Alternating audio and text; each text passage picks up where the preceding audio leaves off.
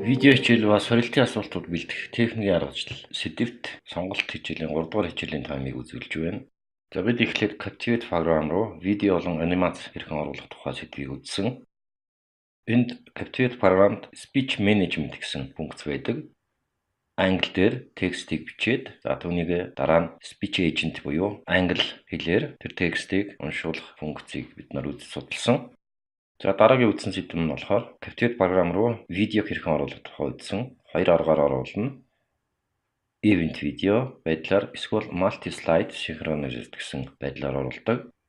Event video нь бие даасан хамааралгүй гэж хэлж болох видео слайд дээр өөрийн гэсэн play by буюу тоглуулагчийн хяналтын зурвастай гарч ирдэг. За multi slide synchronized видео нь болохоор Captivate-ийнх нь өөрийнх нь ерөнхий тоглуулагчтай байдаг гэдгийг бид нар үзсэн. За бид видеоны хяналтын товчнуудыг хэрхэн өөр сонгож болох тухай үзсэн. Мөн Captivate програмын ерөнхий тоглуулагчийн хяналтын зурвасуудыг бас өөрчилж болох боломжуудыг үзсэн. За хэд хэдэн слайдууд дамнуулж видеог хэрхэн тоглуулж болох тухай жишээн дээр бид нар харсан. Дараагийн үзсэн сэдэв бол Captivate програм руу анимашн буюу анимацийг хэрхэн оруулах тухай үзсэн. За энгийн анимац буюу SWF гэсэн өргөтгөлтөө файл болон HTML5 анимашн хоёрыг хэрхэн оруулах тухай үзсэн. За энэ файлуудын өргөтгөлүүд нь өөр байгааг бид нар бас үзэж судалсан, жишээн дээр хийсэн. За мөн Firefox, Chrome зэрэг төчүүд дээр хэрхэн ажиллахыг бас харсан.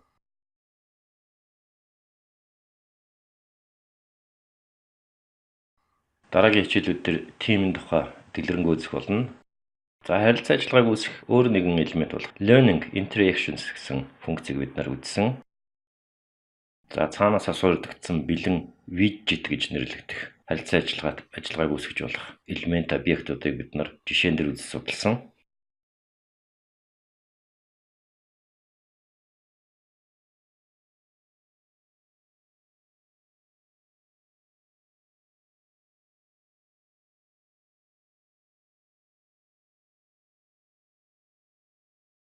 Характер зураг буюу хүний өдөр төрхийг харуулсан зургийг хэрхэн оруулах тухай үзсэн.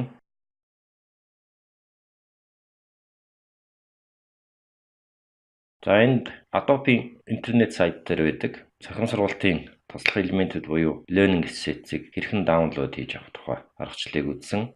За энд зөндөө олон бэлэн темплет буюу загварууд байгааг нэг жишээ олгож quiz-ийн нэг загварыг татаж авч энд үзүүлж байна.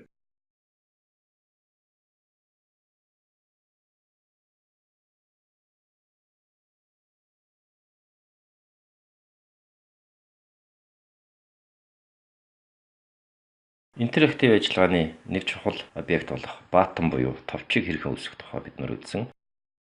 3 төрлийн товч бид нар үүсгэж үзсэн. Эхнийх нь болохоор текстэн товч, хоёр дахь нь transparent буюу нэгт харагддаг товч, гурав дахь нь болохоор зурган товч гэж бид нар үзсэн.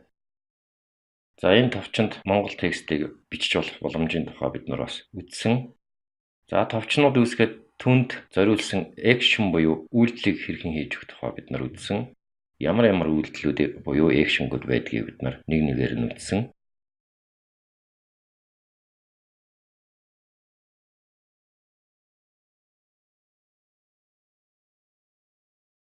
Hide буюу нуух, show буюу ил гаргах гэсэн action дээр бид нар дасгал жишээ хийж үзсэн. Интерактив элемент болох clickbox гэсэн функцийн тухай бид нар үзсэн. За clickbox нь товчтой төстэй боловч нэгт тунгалаг харагддаг элемент юм. Ямар үед clickbox-ыг хэрэглээг бид нар үзсэн. За бид нар shape буюу хэв дүрсийг ашиглаж бас товч үүсгэх боломжийн тухай үзсэн. Shape-ээс эхэлж үүсгээд дараа нь түүнийг хэрхэн товч руу хувирах боломжийн тухай жишээн дээр үзсэн. 3 дугаар хичээлээр ийм сэдвүүд үзсэн ба дараагийн хичээл дээр бид нар rollover болон объектт төлөвүүдийг нэмэх боломжуудын тухай, за мөн бэлэн загвар буюу тимийг өөрчлөх хадгалах тухай, өөрийн гэсэн тимийг үүсгэх, за шинээр төслийг хэрхэн эхлүүлэх тухай гэх зэрэг сэдвүүдийг үзэх болно.